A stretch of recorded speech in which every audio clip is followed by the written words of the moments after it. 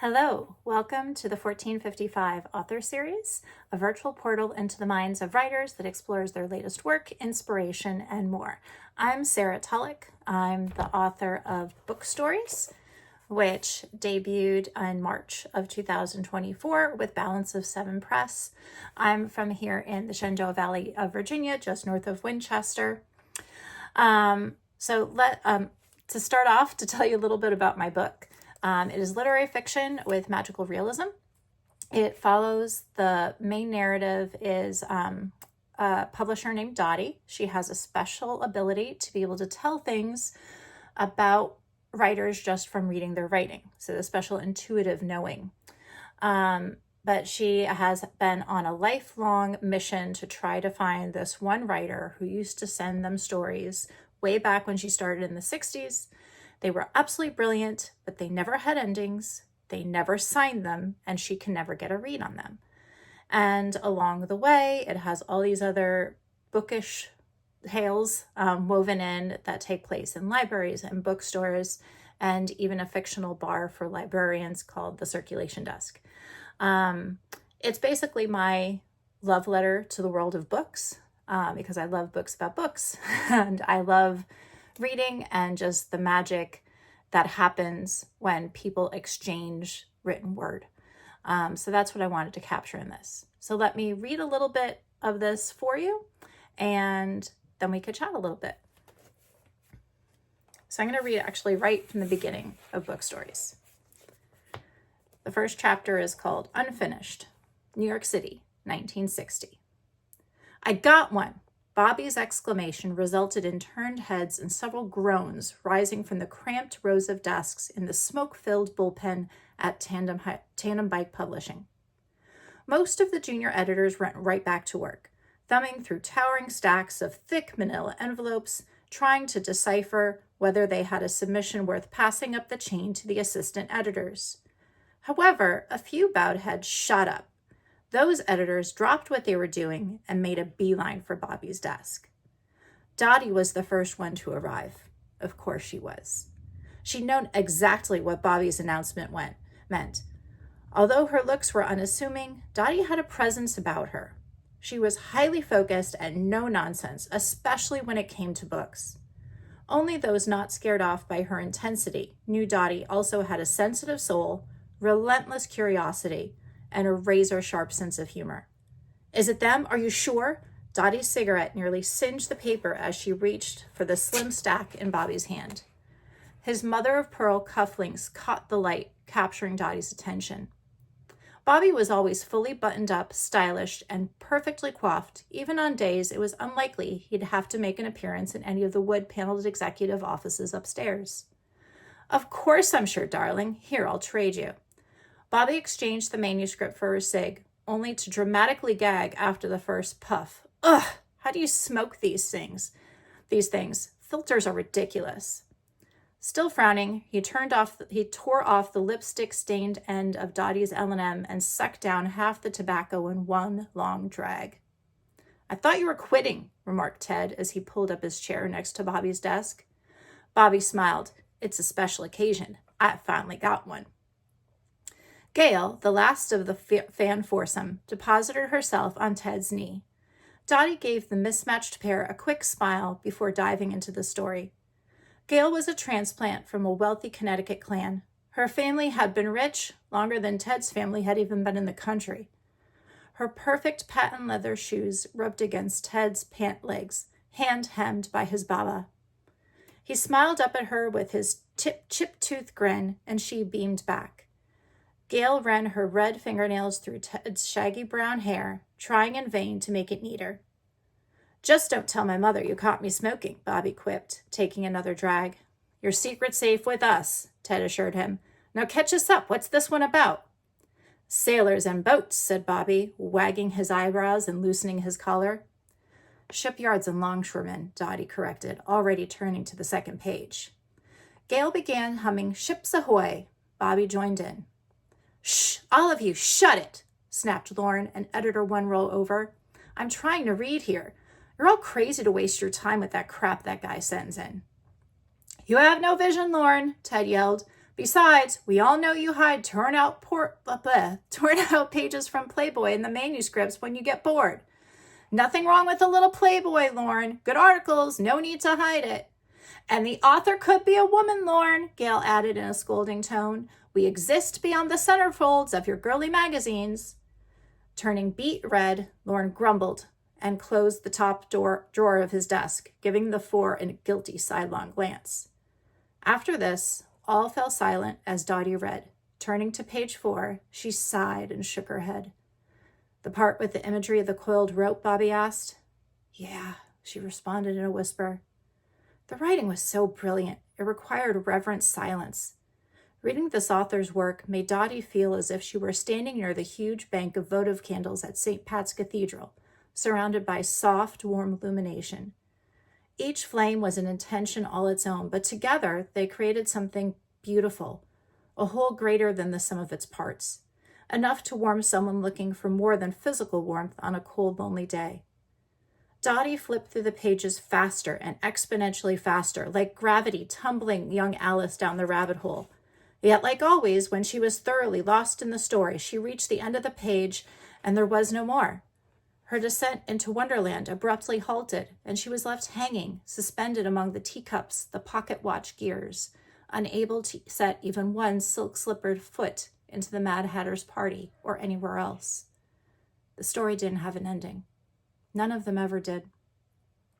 Dottie handed the manuscript off to Gail and Ted, then slumped onto the corner of Bobby's desk.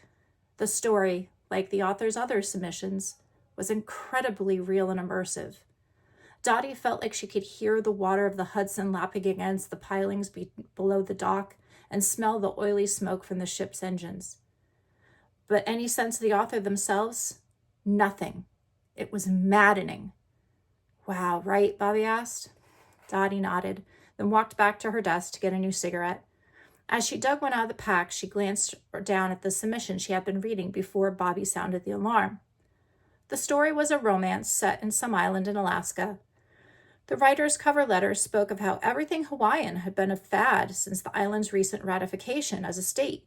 She felt that Alaska, also having just officially joined the USA, was equally deserving of some love and attention. Dottie thought the writer had a point. The Alaska angle could be a good hook, and what she read of the story so far was a fun romp in the Alaskan wilderness with a GI and a local tomboy of a gal. The earnestness of the author's words showed how serious she was about wanting others to fall in love with Alaska as she had. Compared to what Dottie had just read, though, the Alaskan romance fell flat. But at least it would have an ending, and at least she knew something about the author. Even without the benefit of the cover letter, Dottie was always able to pick up on an understanding of a writer as she read their work.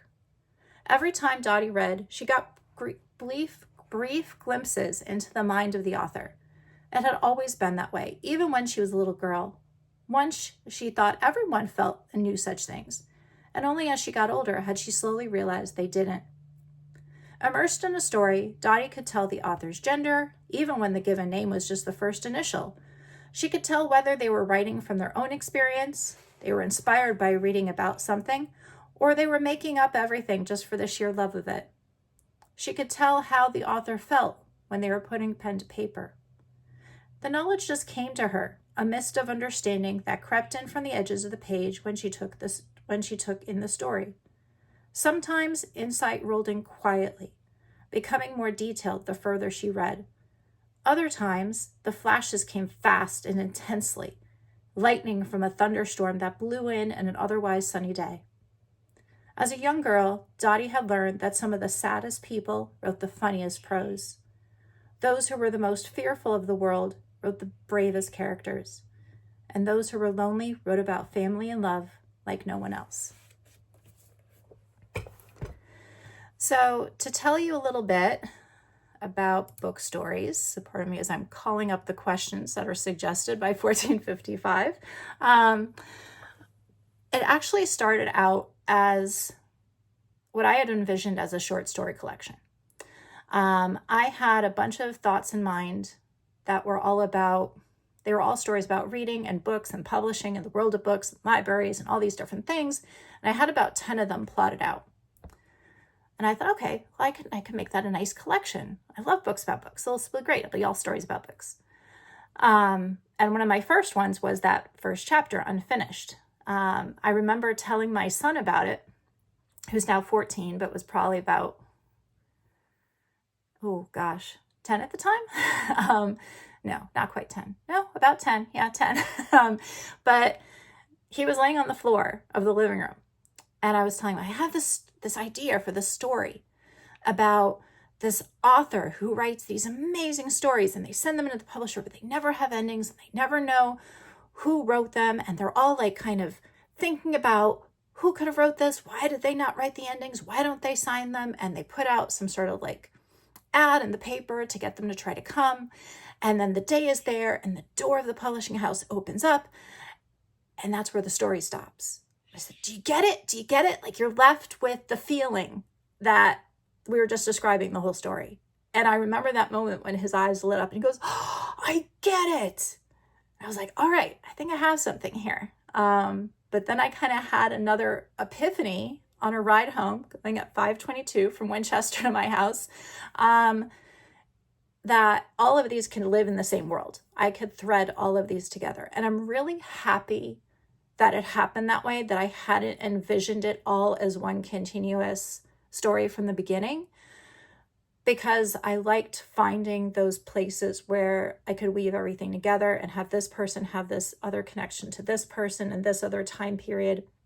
And the significance of this thought or interaction can also get echoed over here. And I honestly just had a blast writing it. I've written other longer manuscripts before, which I did not pursue publication on, either because I kind of lost interest or I just didn't feel it had the hook. It was a good exercise. I don't regret spending time writing those other manuscripts. But this was the one, it just spoke to me, and it came so easy. When I was writing it, it just flowed. I actually did this during NaNoWriMo, which is National Novel Writing Month, which happens every November. Writers challenge themselves to write 50,000 words in 1 month. Which, if you want to do the math, it's 1,667 words per day. So I did it. And what you get is a really rough draft, but you have a lot to work with.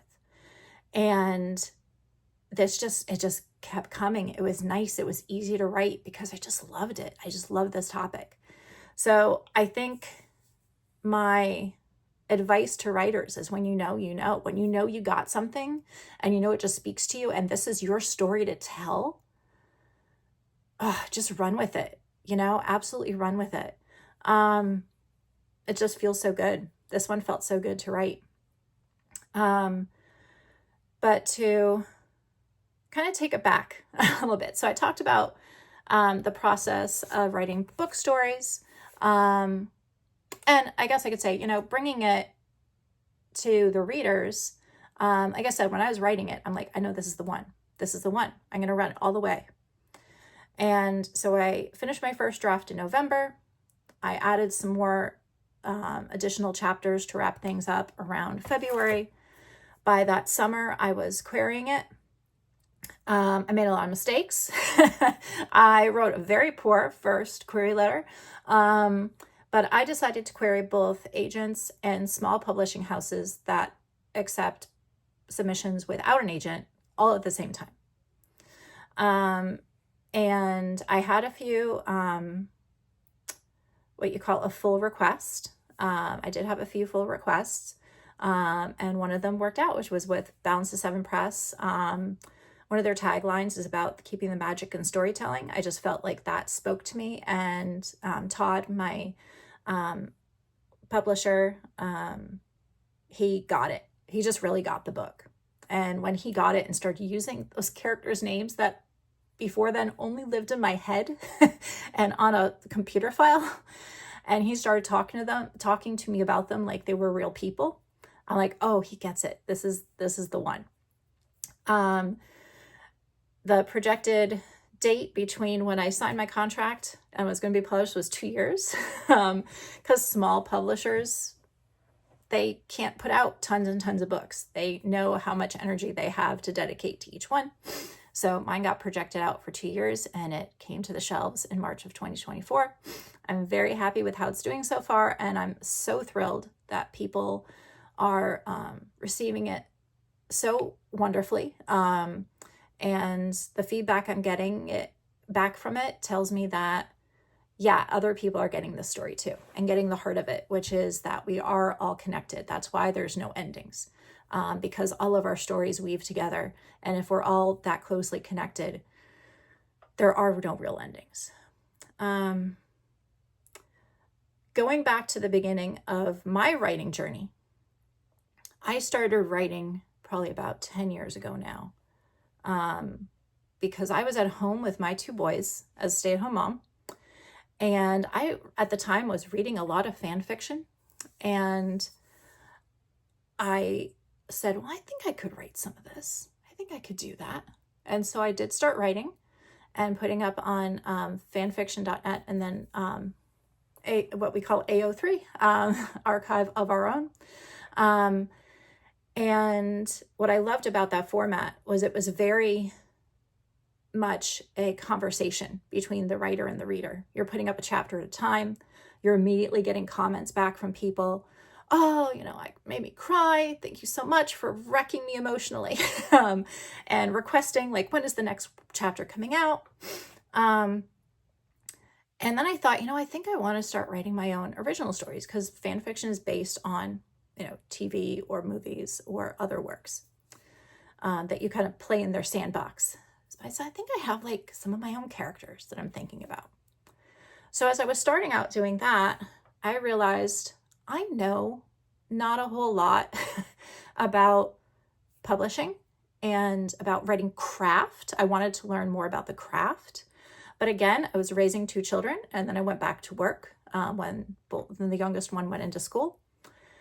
I'm not in the position to go back to school. And I mean, some people are. Good for you. More power to you. I was not in the position, both financially and time-wise, to go back to school and start studying creative writing. My background is in psychology and social work. So I worked in that field for my entire life until I was a stay-at-home mom for a while. When I went back to work, I went back into that field. So I knew I didn't know enough. And I knew I wanted to know more. And I knew I wanted to get a little more serious about my craft. So I'm a reader. So I started reading. So I got this book, Merchants of Culture, by John B. Thompson. I don't know if it is used as a textbook in writing and publishing classes for English majors, but absolutely recommend it. It takes you step by step through the history of publishing, through the evolution of things like ebooks, how agents started to come into play. What is their role? The difference between big publishing and smaller publishing. I devoured this. I finally felt like I knew something about the industry and about the business side of things. And I also started finding places that I could learn about this, like 1455. I went to the first 1455 conference, which was held in person in Winchester. It was fabulous. I went to so many good workshops. It was at that one that I had went to a workshop about working with small publishers. And I saw that as a very viable option. And I liked that the people that were there were stressing how personable it is, and not that you're removed from the business side of it. You're involved in the whole process. I really loved that. That stuck with me. And, eventually I started working with a small publisher on this book. So I went to several more 1455 events. I also took in some online events with other places that do that type of thing, writing centers, things like that I found online. And again, I never was investing a lot of money in that education, that self-education. I was able to find it. One of the most valuable ones I went to with 1455 was when Jane Friedman had given a talk. I highly recommend going to her website and reading her books and all of her stuff. She has a great newsletter that goes out.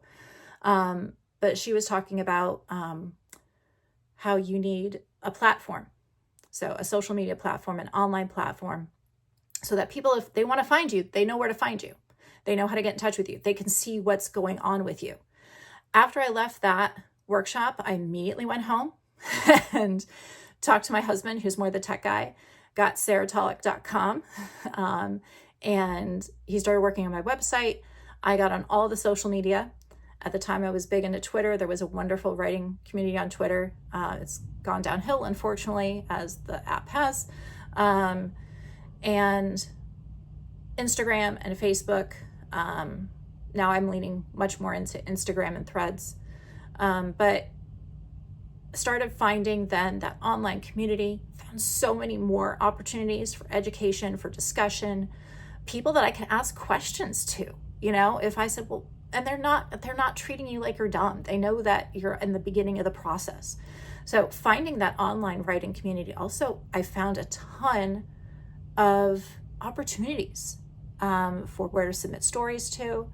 I eventually did get stories published in anthologies with Improbable Press, Clan Destine Press, and Squire Publishing. Loved working with all of them. So yeah, I think if you want that education, you can absolutely find it for yourself. You have to dig a little. You don't have to necessarily invest a lot of money.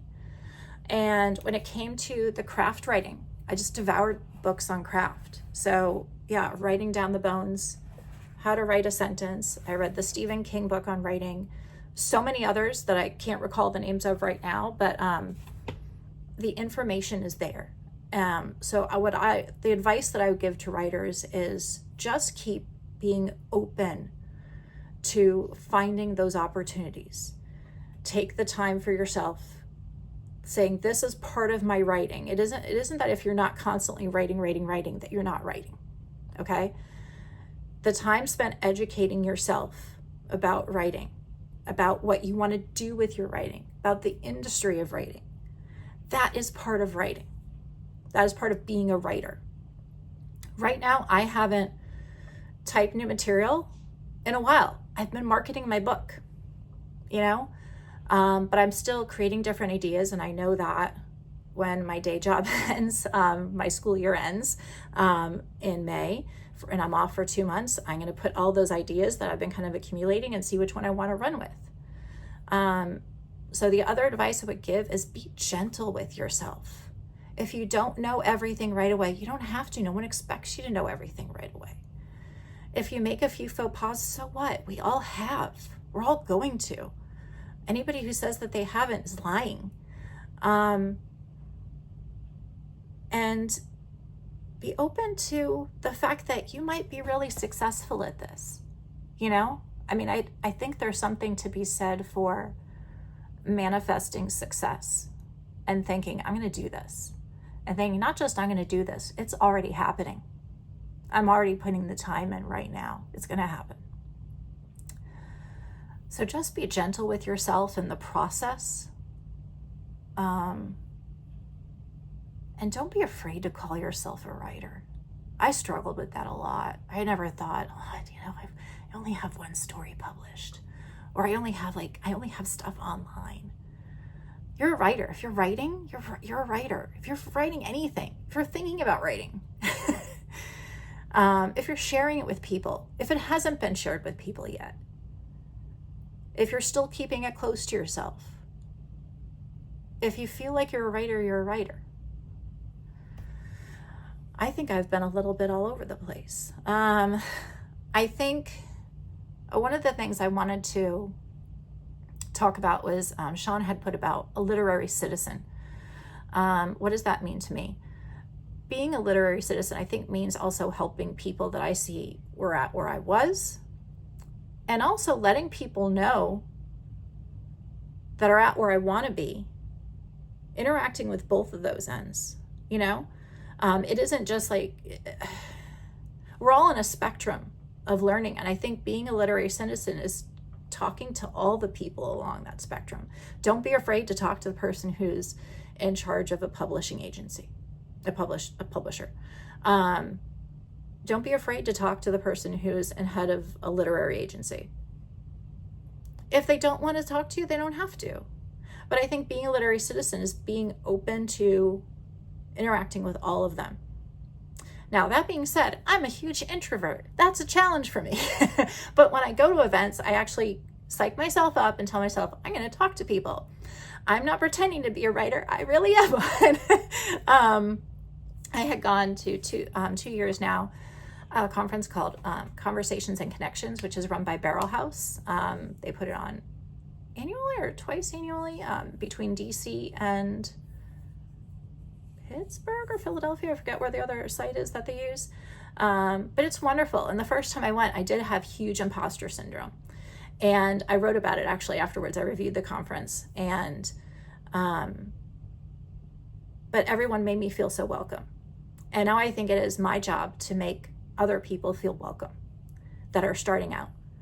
And doing things like this, talking about my experience. I'm really shy. I don't like talking about myself too much. But I think that this is part of being part of the literary community, being open to talk about your mistakes, your stumbles, your dry spells of not writing for a while, your successes. Don't be afraid to own your successes too. Yeah, all those things. The people that inspire me, I think, are the people who are just out there doing it, who are just working and who are writing and who aren't always seeing these huge deals happening, but they're still writing and they're still involved and they're still communicating with people about where they're at with things. Those are the people who inspire me right now. It's not the famous bestsellers.